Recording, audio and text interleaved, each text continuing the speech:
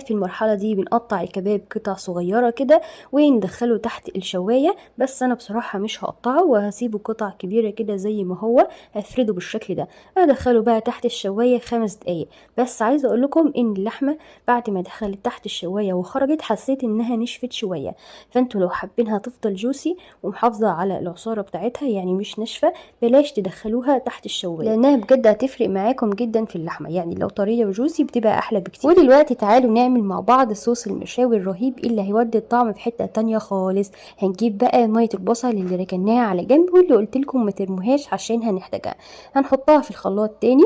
وبعد ما نحطها في الخلاط كده هنحط عليها باقي علبة الزبادي اللي احنا كنا واخدين منها معلقتين، وعليها كمان معلقتين كبار من الطحينة، ومعانا كمان الخضار اللي احنا شويناه في الفرن.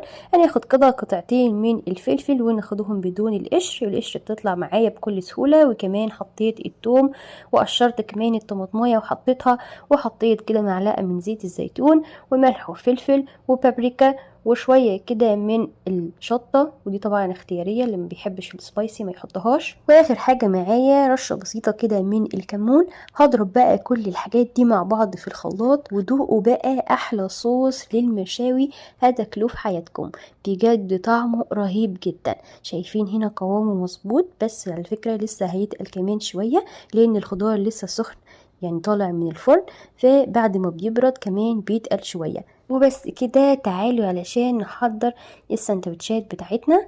جبت كده خبز تورتيه وبدأت ادهنه كده بالصوص اللي احنا عملناه، وبعدين حطيت قطع الكباب، وبعدين حطيت سلطة المشاوي اللي عملناها مع بعض، وبعدين اخدت كده قطع من الفلفل المشوي اللي كنا برضو شاويينه في الفرن، وبدأت اقفل الساندوتش بالشكل ده.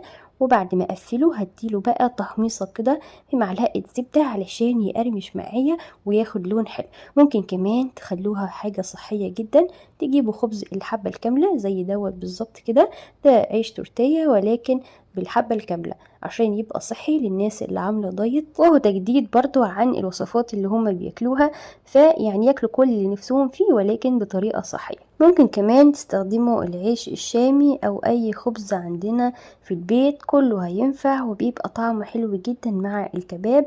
والصوص ده بجد هيودي الطعم كمان في حتة تانية خالص زي ما قلتلكم، وهيفرق معاكم بجد. لازم تجربوا الوصفة كلها على بعضها كده بالصوص بالكباب، حاجة بجد لذيذة جدا يا جماعة، وتغيير برضو عن اللي متعودين عليه. وكمان بتعمل كمية حلوة جدا من السندوتشات، يعني هتوفر معاكم جدا جدا.